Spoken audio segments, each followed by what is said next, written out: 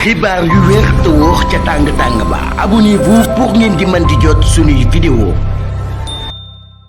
jërë ngeen jëf ci ànd gi ak ñun ci chaîne bii di Buzz 221 HD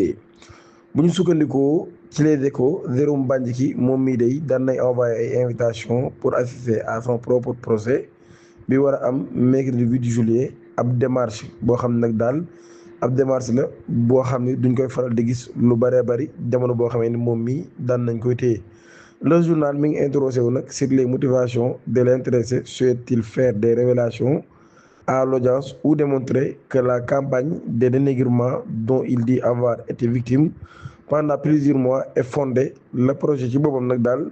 war naa apporter kon des éléments de réponse. ñu tuddee ko sniper moom Jérôme Bandiaky mii mu nekk prison depuis le 24 septembre 2024 ñu koy toppee planifier la traque d'opposants politiques sous le régime de Macky Sall.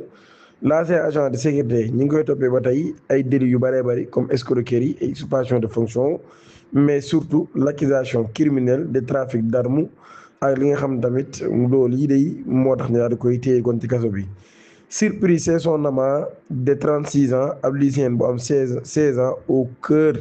d'une drame familiale et judiciaire à Diourbel. Le tribunal des flagrants délits daan nay condamné Esnia am mécanicien de 36 ans moom mii de ñu ngi ko tëj 4 mois de prison ferme mu war a joxe ab amende bu toll ci 100 000 francs CFA de dommages et intérêts pour détournement des mineurs. affaire daan nay éclaté ci li nga xam ni moo di fête de Pentecôte yi ñu doon def ci atum 2026 ñu daal koy soupçonné nag war a soupçonné sa fille de 16 ans Ka Maïga daan na utiliser ab faux prétexte di cours de dérapage. Son père l'a fait suivre par son jeune frère moom mi nag daal moo daa koy gis mu daal di rejoindre mécanicien bi ci fi nga xam ne moo di këram. Face à leur refus d'ouvrir, le père a défoncé la porte, a extirpé sa fille et lui inflige une correction physique qui a nécessité une prise en charge médicale au centre de santé.